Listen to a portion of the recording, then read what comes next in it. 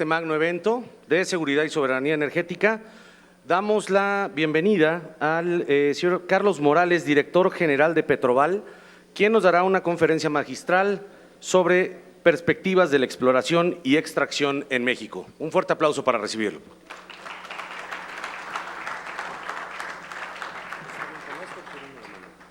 No, está bien así. Bien, muy buenos días a todos. Muchas gracias al Senado de la República, a la senadora Kempis. Muchas gracias por la invitación. Muchas gracias también a Global Energy por habernos convocado a participar en este evento de obvia importancia para poder lograr avanzar en los temas energéticos en el país.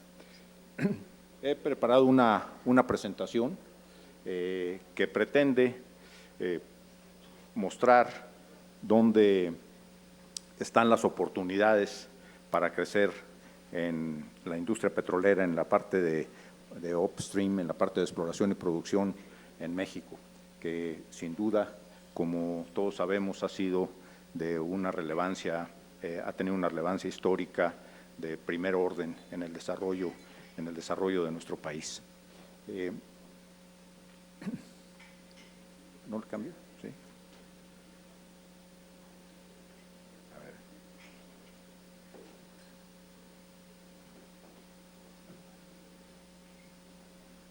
Con lo de abajo. ¿Ya lo puedo cambiar yo? Ok. Bien.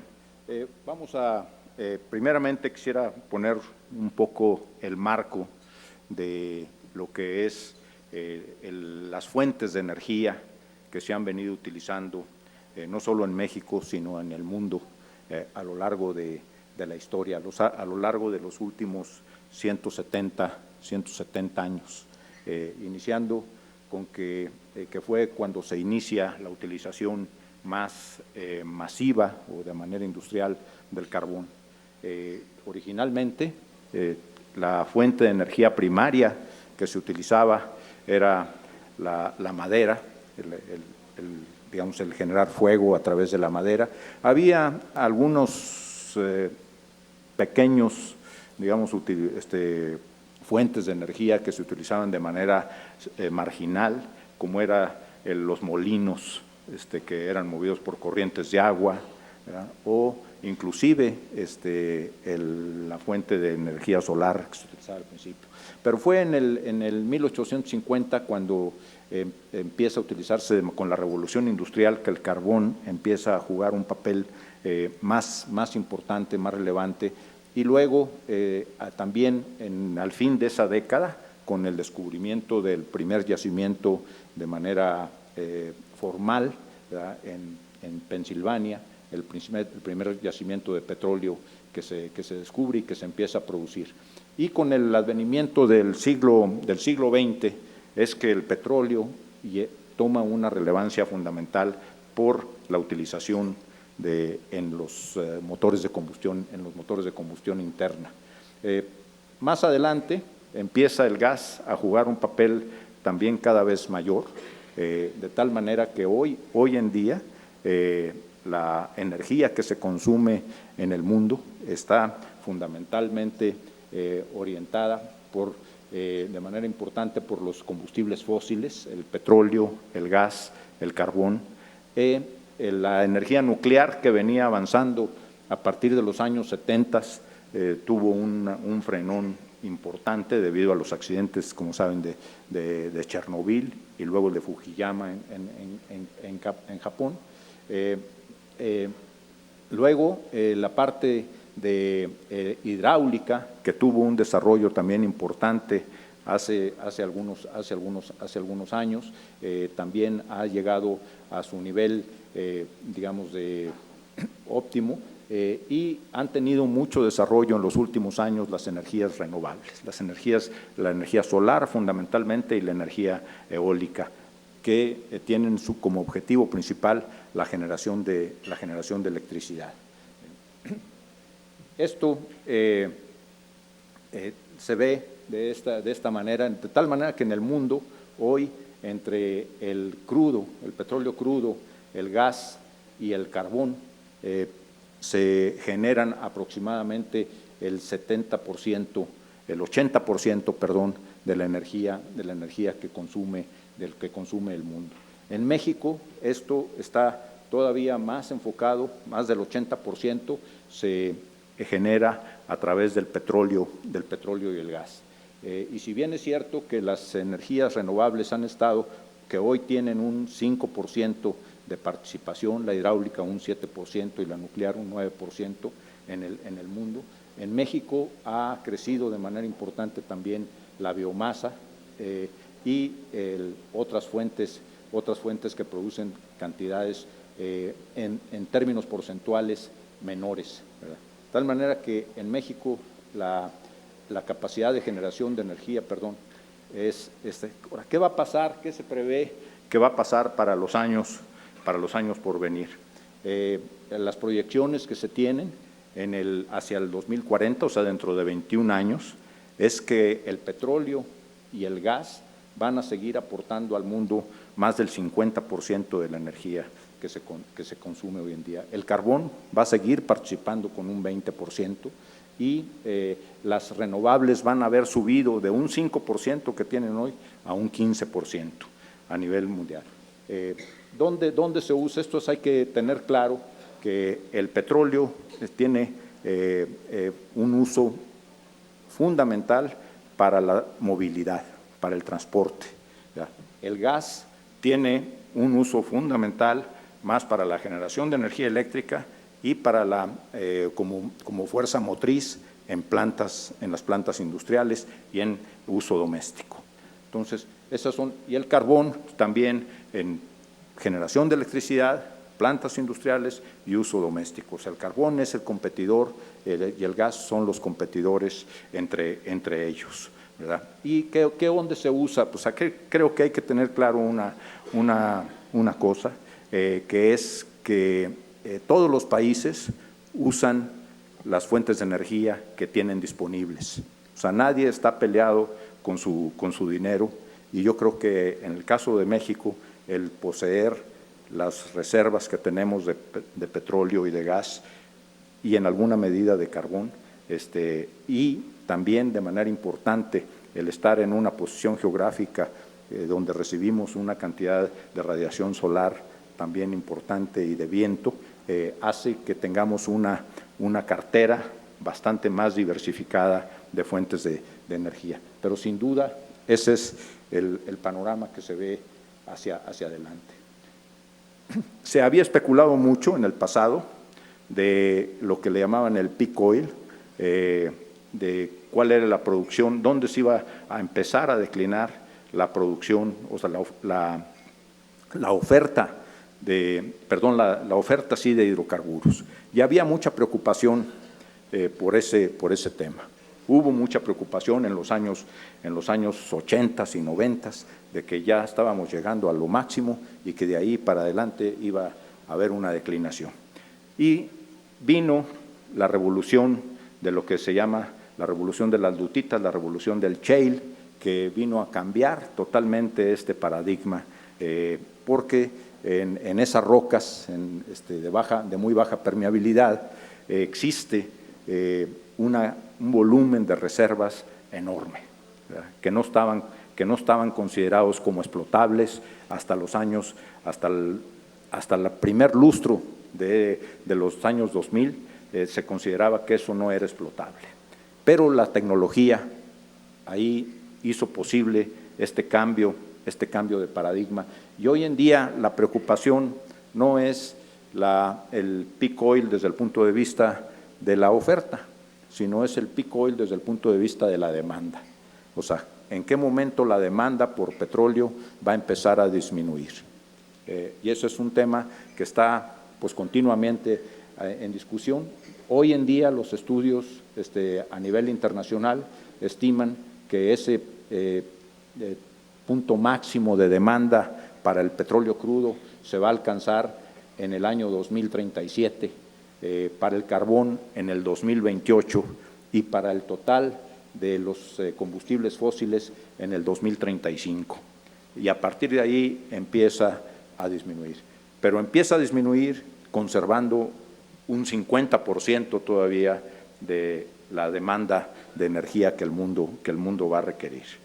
Entonces, es muy importante considerar esto para nuestros comentarios que vamos a hacer posteriormente. Ahora, ¿qué pasa?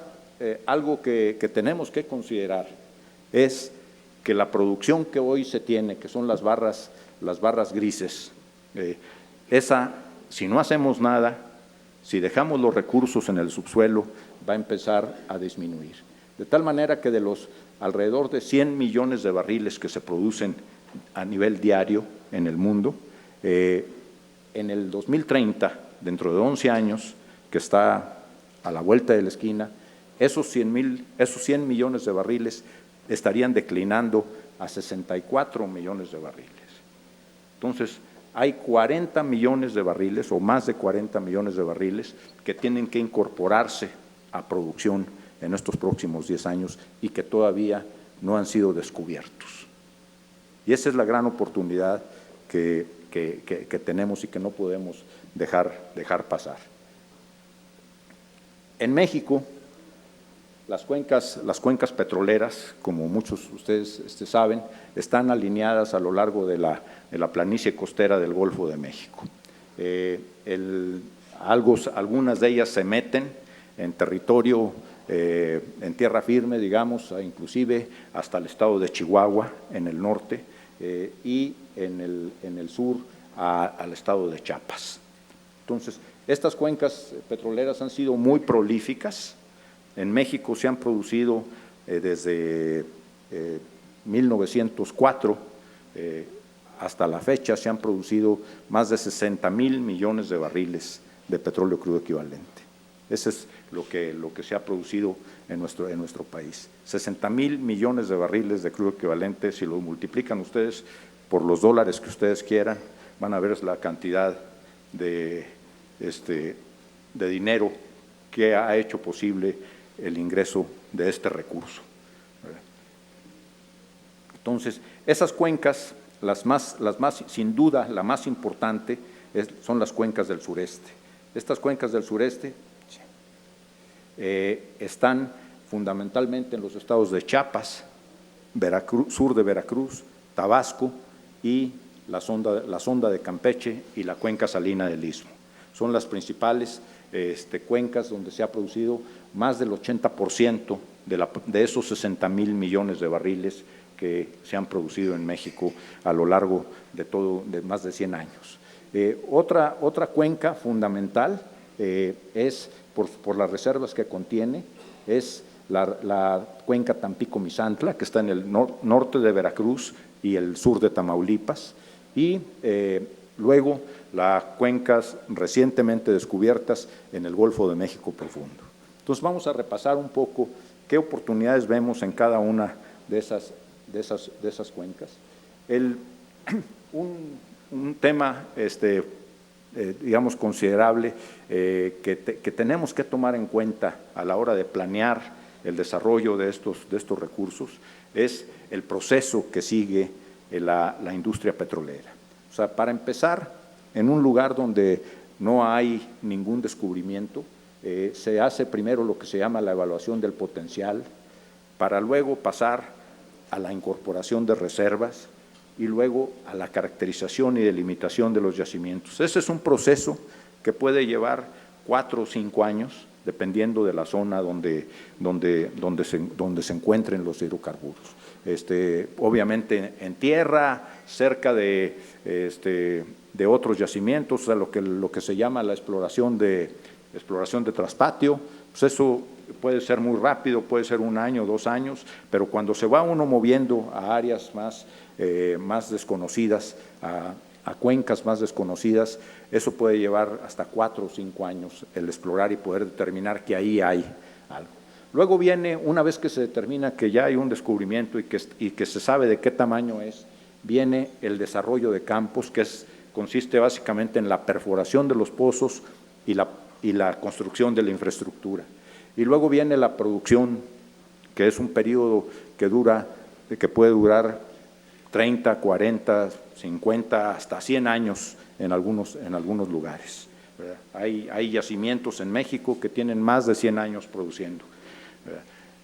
Y luego, algo que antiguamente no se consideraba, pero que hoy es una condición para poder establecer un proyecto petrolero, es considerar el abandono, considerar que algún día se va a acabar, se va a agotar y que va a haber que abandonar y que va a haber que dejar el terreno, que va a haber que dejar el terreno en condiciones en las que originalmente estaba, es decir, sin ningún impacto ambiental.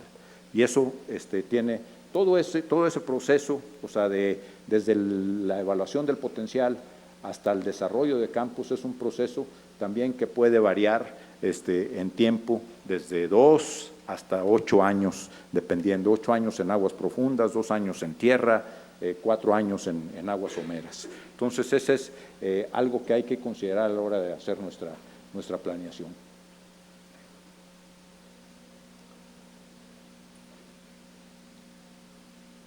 ¿Qué riesgos?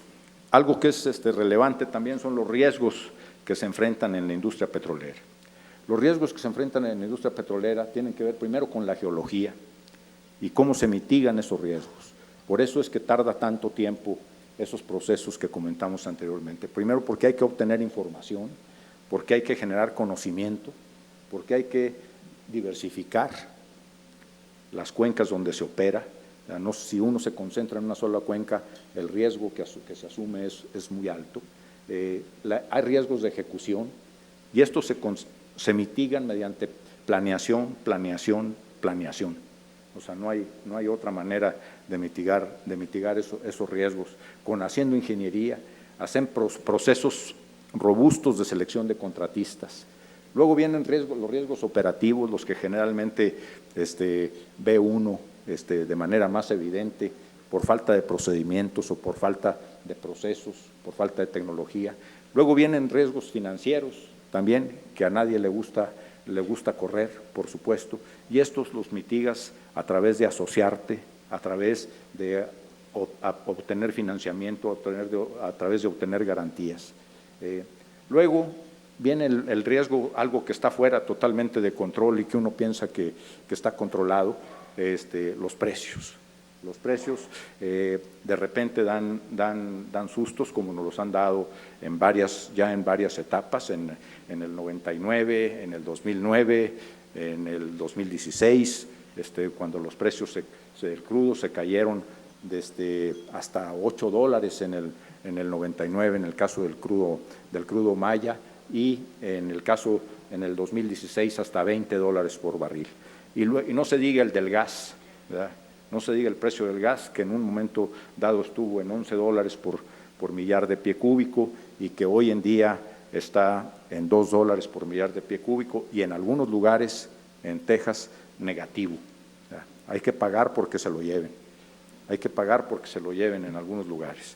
Entonces ese es algo que tenemos que considerar a la hora de hacer nuestra planeación de qué queremos hacer hacia adelante.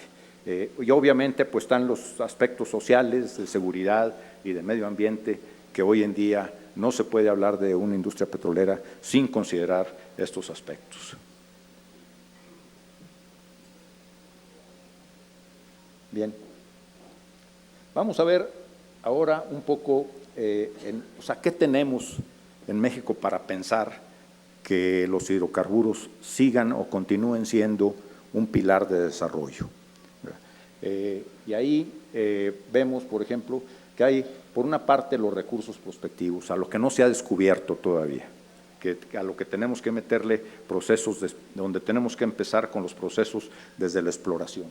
Y ahí hay cuencas muy importantes, las cuencas del sureste, en convencionales, recursos convencionales, es decir, aquellos que están en las rocas que pueden producir sin estimularse hidráulicamente, como ya se dijo, los recursos convencionales en las cuencas del sureste y en el Golfo de México profundo.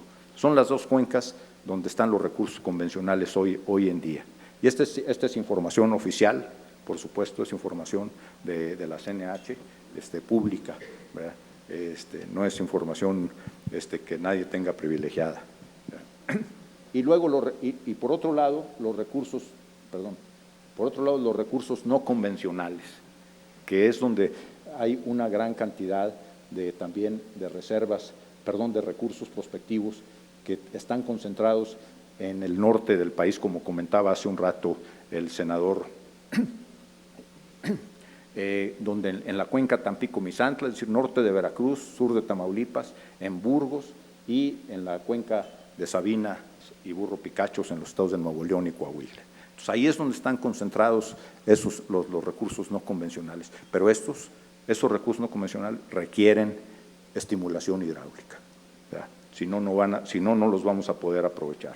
Entonces, es importante también que en nuestra planeación, en nuestra definición de políticas, consideremos esos aspectos, o sea, qué se requiere y qué riesgos vamos a tener que tomar. Entonces, aquí estamos hablando de 112,000 millones de barriles de petróleo crudo equivalente que están ahí abajo y que hoy todavía no se explotan para beneficio de nadie. Hay otra categoría, las reservas, que esas ya están descubiertas, ya están identificados dónde están y que tenemos que también utilizarlas de una manera óptima. Y ahí otra vez las cuencas del sureste, la cuenca Tampico-Misantla, son las dos cuencas donde está la mayor parte de esas reservas. Hay las otras cuencas que tienen cantidades menores, Burgos y Veracruz, tienen esas cantidades fundamentalmente porque son cuencas gasíferas, ¿verdad? Y a la hora de convertir el gas a líquido, o sea, si lo hacemos por su capacidad calorífica, estamos hablando de 1/5 o 1/6, ¿verdad? A la hora de convertirlo. Si lo hacemos por su capacidad de generar flujo efectivo, estamos hablando de 20 veces, ¿verdad? La diferencia entre el crudo y el gas. Por eso es que están clasificadas ahí. Entonces, ahí es donde está. Golfo de México profundo apenas empieza. Apenas se han hecho los primeros descubrimientos. Ahora, ¿qué tanto pesa esto en términos del contexto mundial? O sea, decimos que somos un país muy petrolero. Sí, somos un país mucho más petrolero que otros, pero somos mucho menos petroleros que otros también. O sea, las reservas que tiene Venezuela, las reservas que tiene el mismo Estados Unidos, las reservas que tiene Rusia o Arabia Saudita o Irán, son mucho más que lo que nosotros tenemos. Pero lo que nosotros tenemos hay que aprovecharlo, ¿verdad? Yo creo que ese es y hay que planear bien hacia dónde nos tenemos que mover. Las cuenca del Golfo de México profundo, son rocas convencionales fundamentalmente, donde se estima que van a producirse aceites ligeros y superligeros, que tienen costos. Aquí los costos de desarrollo son superiores a los $25 por barril. Y el desarrollo está por iniciar. Los recursos convencionales en las cuencas del sureste, traemos ahí 14,000 millones de barriles, con toda la gama de fluidos. En las cuencas del sureste hay aceites pesados, aceites ligeros, superligeros, gas seco y gas húmedo. Hay y aquí los costos son los más atractivos. Los costos de desarrollo andan entre $7 y $12 por barril, dependiendo del tipo de yacimientos. Entonces, este es un área fundamentalmente que coincide con hacia dónde se están enfocando las baterías hoy petróleos mexicanos. En la cuenca Tampico-Misantla hay reservas convencionales y no convencionales. Sin duda las más importantes son las no convencionales. Y esto también una gama de productos, una gama de crudos, de aceite ligero y aceites pesados y gas seco y gas húmedo, pero que tienen esto que les comentaba yo, la necesidad de estimular hidráulicamente a la roca, si no, no sale. Y aquí hay costos alrededor de $20. Los costos de desarrollo aquí son alrededor de $20, que son, o sea, el doble de lo de las cuencas del sureste. Un poco menos que aguas profundas, pero también importante. Pero no puedes dejar de lado esto, porque aquí está la mayor parte de los recursos. Y así en la cuenca de Burgos, también el hecho de que sea gas y el hecho de que hoy el gas lo tengas que vender como la competencia que te lo está regalando casi, pues hace poco atractivo entrar o invertir en producción de gas en México, ¿verdad? Mientras exista eso. Pero no hace poco atractivo el saber dónde está, y el saber cómo explotarlo. Eso yo creo que sí es, ahorita creo que tenemos un tiempo precioso que nos está dando la oportunidad el mercado. Aquí sí el mercado nos lo está dando un tiempo precioso para aprender de dónde está y cómo explotarlo. Yo creo que eso es a donde se tienen que enfocar las baterías. Lo mismo en la cuenca de Veracruz, que es costos más bajos, también es gas, pero son costos más bajos. Aquí no se requiere la estimulación hidráulica, son yacimientos que fluyen con energía propia, en fin, también es importante. ¿Qué ha pasado en los últimos años? Pues que la inversión se cayó de manera muy importante. O sea, a partir del 2014 o a partir del 2015, la inversión se bajó del orden de 18,000 millones de dólares que estaban invirtiendo en el 2013, bajaba a 15, a 14, a 9, a 8,000 millones de dólares. Entonces, esos niveles de inversión en exploración y en explotación bajaron de manera importante en los últimos años. Y eso ha generado el siguiente escenario. La reposición de reservas. ¿Quiere sacarle foto? A ver.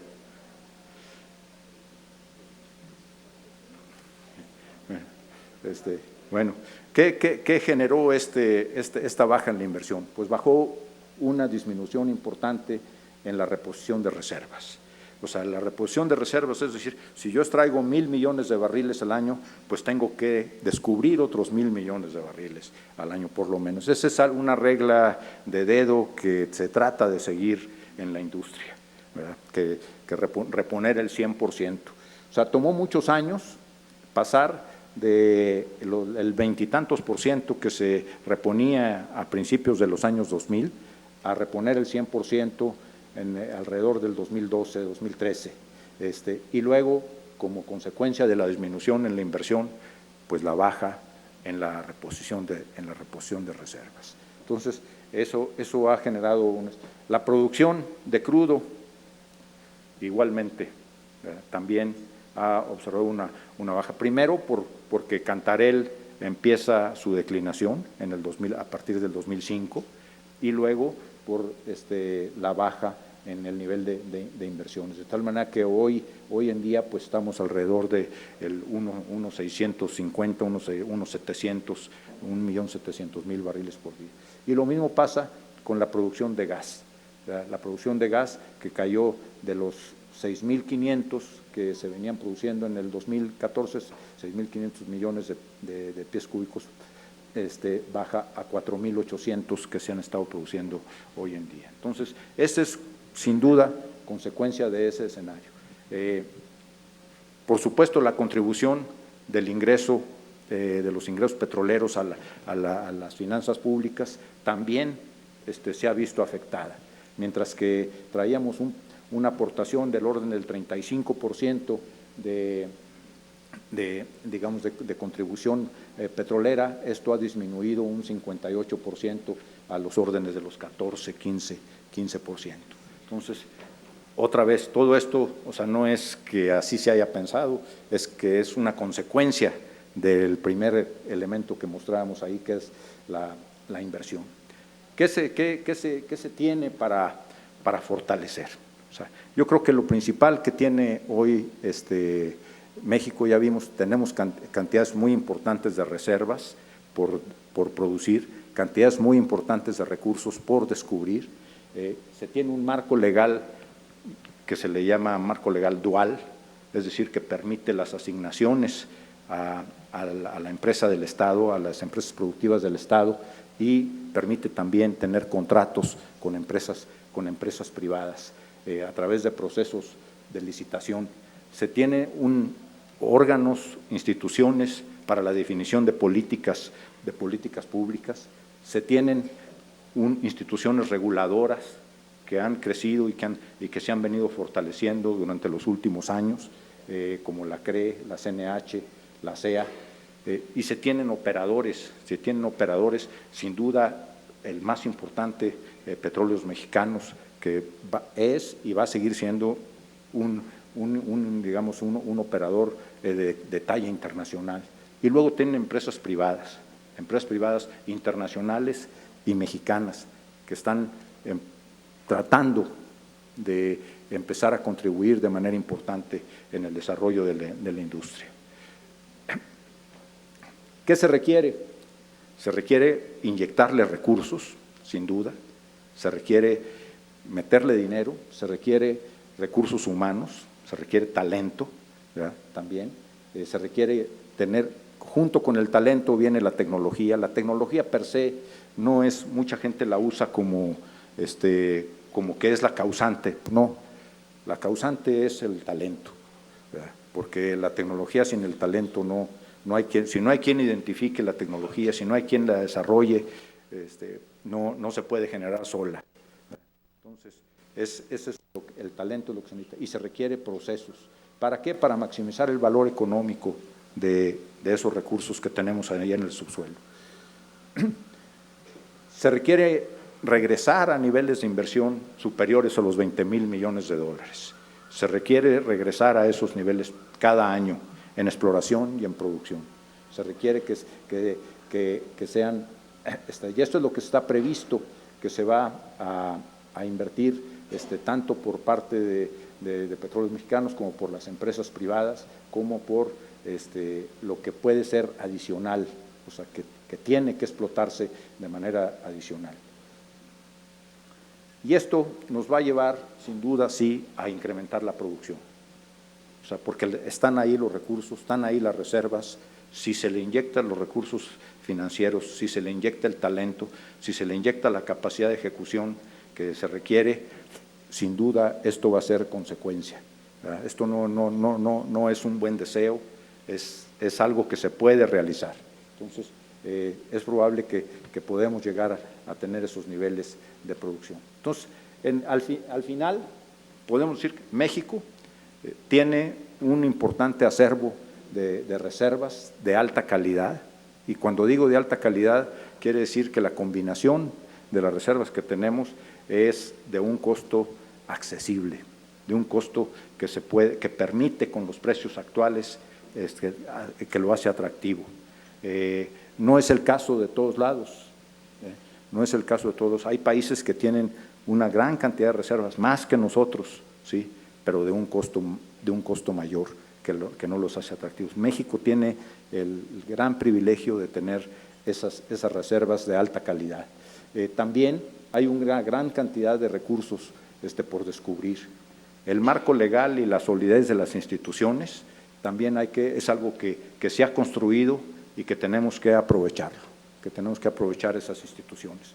Se tiene una capacidad de ejecución muy importante. Pemex tiene una capacidad de ejecución de empresa grande, de empresa mayor, y se tiene que complementar con las empresas privadas, con la capacidad de ejecución que se tiene en las empresas privadas, que no es poca, que es mucho considerando todas las empresas internacionales y las mexicanas. Entonces, México también ha desarrollado una robusta infraestructura de empresas de servicio. O sea, aquí hay empresas de perforación, empresas de estimulación, empresas de construcción de ductos, empresas de construcción de plataformas, empresas de construcción de baterías de separación.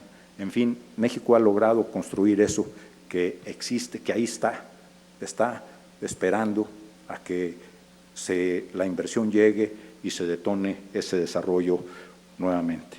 De tal manera que hay recursos financieros. O sea, en las instituciones financieras, de manera global, hay apetito por invertir en México. Entonces, finalmente, ¿qué tenemos ante nosotros? La posibilidad de generación de valor económico para el Estado y los mexicanos, ¿verdad? Los contratos que se tienen hoy en día son atractivos. O sea, hace un rato mencionaba el senador Guadiana el caso de Bolivia, del 82 y el 18%. Bueno, los contratos que se tienen hoy en día en México están aportando más del 70% de la utilidad para el Estado, aparte de la regalía del 10%.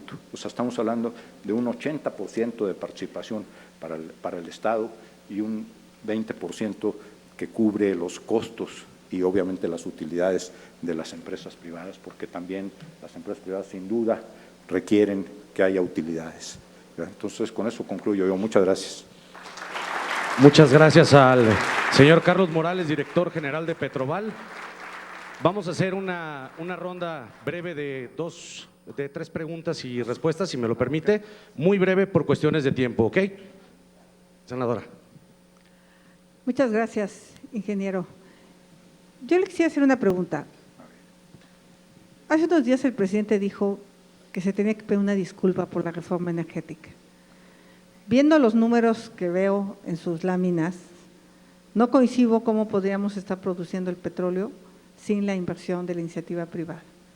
Y sin la reforma energética no hubiera podido ser posible que hoy los italianos estuvieran sacando la maravillosa gota de aceite que le entregaron al presidente. Entonces, ¿qué opinión le merece esta declaración? Por un lado, estamos en contra de la reforma energética, pero es la única manera que yo veo de seguir adelante, y el que se hayan parado las rondas, me parece que nos estamos dando un balazo en el pie, porque nunca vamos a tener dinero público para invertir en Pemex. ¿Qué opina? Esa sería mi pregunta. Mire, yo lo que considero es que el marco legal que tenemos hoy en día, que es producto de una serie de, digamos, de actividades legislativas y de actividades también operativas, ese marco legal que tenemos hoy en día permite, nos da la flexibilidad para poder aprovechar todos los modelos contractuales que se quieran y que se determine que son eficientes para poder desarrollar la industria, como lo mencionábamos aquí. Habiendo dicho eso, yo sí considero que las empresas privadas tienen, digamos, no solo el deseo, sino la capacidad de aportar para el desarrollo de la industria petrolera mexicana. Eso es algo que lo estamos viendo. Quise poner el tema del proceso ese de exploración y producción porque es un tema fundamental, digamos, los tiempos que esto dura en desarrollarse. Yo creo que dentro de algunos años vamos a ver, pero tenemos que ser pacientes, vamos a ver los beneficios de poder utilizar ese marco legal que tenemos hoy en día y que no podemos desaprovechar desde mi punto de vista. Yo sí creo que las inversiones están llevándose a cabo de acuerdo a los compromisos. Hay compromisos contractuales, ¿verdad? Los contratos prevén que si no se cumplen se puedan suspender o se puedan cancelar, ¿verdad? No hay ningún contrato que se haya cancelado por esa razón, ¿verdad? O creo que hay uno, si mal no recuerdo, creo que sí hay uno muy pequeño que se llegó a esa condición y el regulador actuó apegado a las condiciones establecidas en el contrato. Y yo creo que eso es lo importante de este tema, que tenemos un regulador que vigila el desarrollo de los contratos y que vigila su cumplimiento, y que tenemos que aprovechar todo eso, tenemos que aprovechar el marco legal que te permite hacer todo o casi todo. Hace algunos años andábamos en Pemex, la verdad, yéndonos al límite de lo que nos permitía el marco legal, y entonces estábamos sacando los contratos de servicios que estaban en el límite de la ley, y se cuestionaba si eran legales, si eran constitucionales o no, pero eso la ley no permitía ir más allá. Hoy la ley da todas esas posibilidades de tener contratos de licencia, contratos de producción compartida, contratos de utilidad compartida, contratos de servicios, sin duda, y hay que aprovecharlo. Muchas gracias por su pregunta, senadora. Pregunta número 2, perdón. Carlos, la inyección de nitrógeno. En el afán de producir más petróleo, acuérdate del proyecto de modernización del campo Cantarell, la planta de Atasta, la planta de hidrógeno más grande del mundo. Nitrógeno. El nitrógeno. Ok. Seguimos inyectando 1.200 millones de pies cúbicos por día a yacimientos como Cumaló, etcétera. Esto ha arruinado prácticamente a la industria petroquímica y ha bajado el poder calorífico del gas de una manera desastrosa. O sea, no nos dimos un tiro en el pie, nos dimos el tiro en los 2 pies, senadora. ¿Qué opinas de seguir inyectando a plena capacidad nitrógeno en esa planta y no buscar opciones como puede ser gas natural, en vez de ir disminuyendo ese nitrógeno para eliminar ese contaminante tan terrible? Ya estamos arriba del 35%. Sí. Yo creo que tenemos que verlo, mira, cada yacimiento, cada activo petrolero, si le podemos llamar así, tiene su mecanismo óptimo de explotación. Y eso es una avenida que se lleva a cabo aquí en México, digamos, siendo Pemex una empresa integrada, tiene una dependencia o una comunicación importante entre lo que se hace en exploración y producción y lo que se hace aguas abajo, en este caso en Pemex Gas y en Pemex Petroquímica, ¿verdad? O lo que eran esas empresas o esas divisiones de negocio. La decisión de inyectar nitrógeno en Cantarell, primero y luego en Cumaló, es una decisión que permite maximizar el valor económico de esos activos. O sea, yo no tengo ninguna duda que mediante la inyección de nitrógeno se logró maximizar el valor económico de esos activos, que es mucho mayor que el valor económico que pudo haberse generado de haber dispuesto de un gas más limpio para ciertas actividades. Considerando que ese gas más limpio lo podías obtener o lo puedes obtener hoy en día de otras fuentes. Entonces, tú tienes que maximizar tu valor económico global, ¿verdad? Y eso, la inyección de nitrógeno, maximiza el valor económico de manera global, y no, siempre y cuando no te obstruya las otras cantidades. O sea, ¿qué tendríamos que estar haciendo hoy, por ejemplo, en la industria petroquímica? El etano lo están regalando en Texas, lo están regalando prácticamente, te lo digo porque lo estoy sufriendo también allá, ¿verdad? Y no lo traemos. O sea, ahí tendríamos que estar importando etano. ¿Por qué? ¿De qué tienes que preocuparte el dueño de la planta petroquímica? De maximizar el valor de su planta. ¿De qué tiene que preocuparse el dueño de la refinería? De maximizar el valor de su refinería. Igual que el dueño de los yacimientos tiene que preocuparse de maximizar el valor de sus yacimientos. Muchas gracias por su pregunta. Tercera pregunta y última. Sí, ingeniero, muchas gracias. Gabriel Serdio, de AINDE Energía. Se cancelaron los farm outs y algunos de los campos que estaban considerados como parte de ese programa ahora aparecen dentro del programa de los CCIES. ¿Nos podría platicar qué piensa usted acerca de esa estrategia y si eso permitirá optimizar el aprovechamiento de esos campos? Bueno, yo creo que los campos que tienen, digamos, ya una edad avanzada de explotación, ¿verdad? Creo que a algunos de ellos, se les requiere inyectarles recursos importantes, recursos financieros importantes, para implementar procesos de recuperación secundaria, de recuperación mejorada, o perforación de pozos de relleno, o también procesos de mantenimiento de presión. O sea, todo eso es algo que en algunos de estos campos que estaban programados para farm outs se requiere.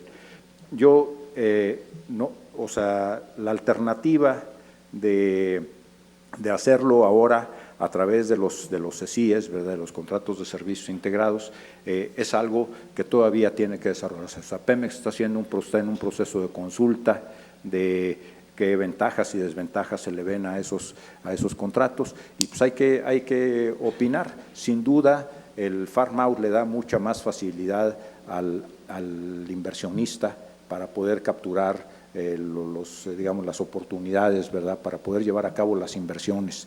Y desde mi punto de vista, pues le permite a Pemex también generar valor, porque a la hora de hacer farm out no es por el 100%.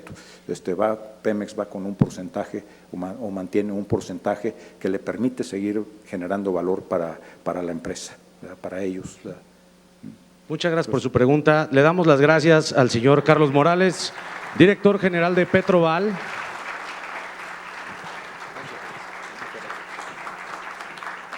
Y damos la bienvenida al señor Alfonso Morcos Flores y la conferencia Operación y Planeación del Sistema Eléctrico Nacional.